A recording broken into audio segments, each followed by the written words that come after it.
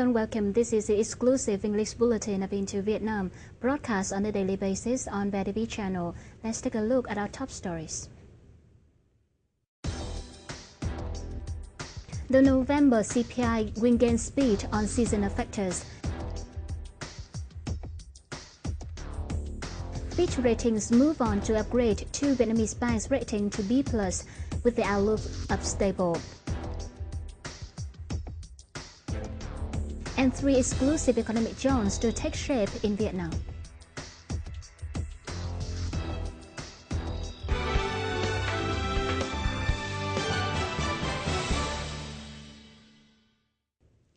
The MOIT Domestic Market Department forecast the November CPI will gain speed on rising seasonal demand. In details, rising demand is foreseen for commodities like fertilizers, construction materials at the final months of the year.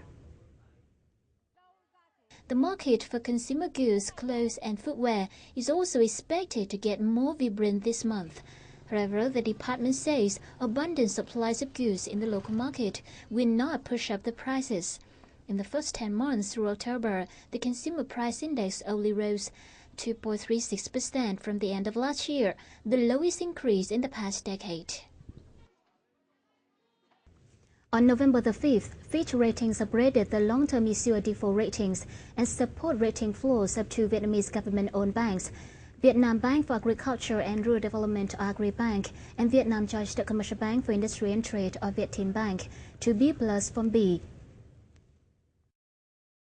The upgrade of the bank's ratings follows the upgrade on Vietnam's sovereign rating. The outlook has been revised to stable from positive, reflecting a similar revision to the sovereign's outlook. The ratings reflect Fitch expectations of likely extraordinary state support, as both banks are majority owned by the government, and they are among the most systematically important banks with quasi-policy functions of the domestic economy. Agribank and VITV are the largest and second largest bank by asset size in Vietnam, with dominant domestic franchise. Within his business trip to Singapore between November the 3rd and the 5th, Minister of Planning and Investment Bùi Quang Vinh said the ministry is preparing a draft law on forming exclusive economic zones, which are supposed to pave the way for shaping of 3 zones in Phu Quoc, Vân Đồn and Bắc Vân Phong province. Also during the trip, the Singapore Sembcorp Development Corporation announced to deploy the 6th Vietnam-Singapore Industrial Parks in Nghệ An province. Singapore is currently the 3rd largest foreign investor in Vietnam, with 1,330 projects and registered fund up to the $2.6 billion.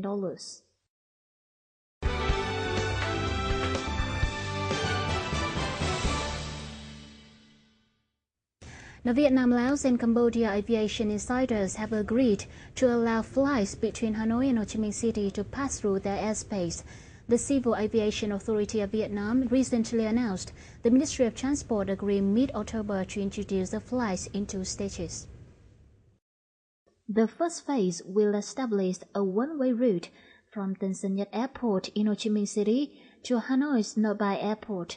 A parallel northbound route will be established 20 miles to the east in the second phase, 35,000 feet above Laos and Cambodia, a higher altitude that should save fuel.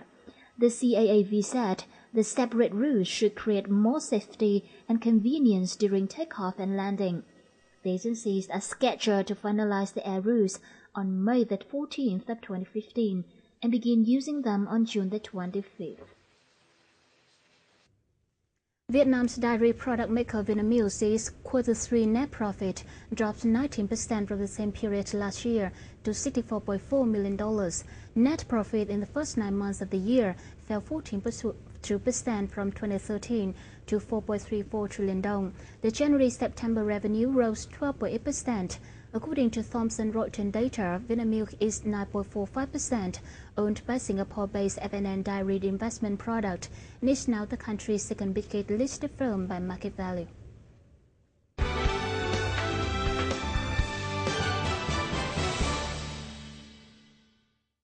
The State Bank has directed commercial banks to maintain their efforts in slashing lending interest rate for businesses.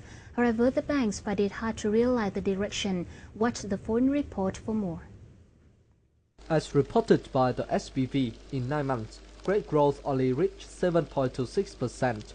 Meanwhile, the mobilization ratio increased to 11.01%. Obviously, the speed of deposits has outstripped the lendings. Difficulties in lending operation could lead to bank loans. That's why lenders prefer to decrease the mobilization interest rate to the lending interest rate. Hiện nay thì tăng trưởng tín dụng cho khu vực sản xuất kinh doanh hay là cho doanh nghiệp là rất là hạn chế, rất là khó khăn. Các ngân hàng cũng đã tìm mọi cách cố gắng để giải ngân, để cho vay vốn. Nhưng mà khi mà họ không cho được vay vốn ra được nhiều thì doanh thu của họ như vậy là bị hạn chế. Doanh thu bị hạn chế, trong khi đó mà lại duy trì cái tỷ lệ lãi suất tiền gửi cao thì họ sẽ phải nhận nhiều nguồn vốn vào, họ sẽ nguy cơ là bị lỗ tiết kiệm. Banks admitted themselves their profit margin is being kept at minimum and just enough for banks' basic operations and risk provisioning. Therefore, shrinking lending interest rate will bring banks almost no profit. Thus, even the deposit interest rate has been declined. Banks still hesitate to reduce the lending interest rate. Hiện nay cái chênh lệch giữa huy động và cho vay của Ngân hàng Công thương Việt Nam đang dao động xung quanh từ 2 đến 2,5%. Cái chênh lệch đó chúng tôi phải được sử dụng để trang trải cho cái trích lập dự phòng chung là 0,75% và các cái chi phí hoạt động của ngân hàng cũng dao động quanh từ 1 đến 1,5. Là theo tính toán của chúng tôi hiện nay cái chênh lệch đầu vào đầu ra hệ thống ngân hàng nó khoảng 3% đối với Việt Nam đồng, và mức đó là một cái mức gọi là nó phù hợp, đảm bảo ngân hàng hoạt động có một chút ít lợi nhuận trong cái hoạt động tín dụng, cái hoạt động mà đang chiếm chính yếu trong hệ thống ngân hàng. Ở nhiều ngân hàng hiện nay tôi biết được rằng là hoạt động tín dụng gần như không còn lại, bởi vì nếu như để xảy ra rủi ro thì rõ ràng là trích lập hết cái số lợi nhuận. Clearly, banks' profit from credit operations in the recent time is quite low. Despite high lending interest rate has been over businesses' endurance. In 9 months, most of banks' profit growth were negative over the same period. Agribank and ACB declined 3 and 5.86% respectively. Hence, to reduce the lending interest rate, banks have to sacrifice themselves to cut down their operation costs.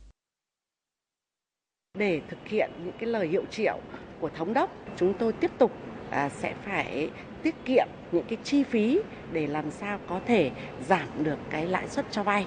Currently, reducing the lending interest rate is like cutting on banks' flesh.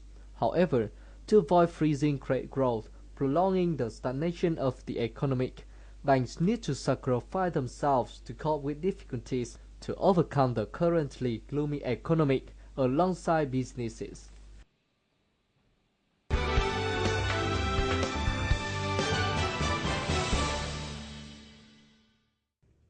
And last but not least, a today update of local gold prices, forex and stock market.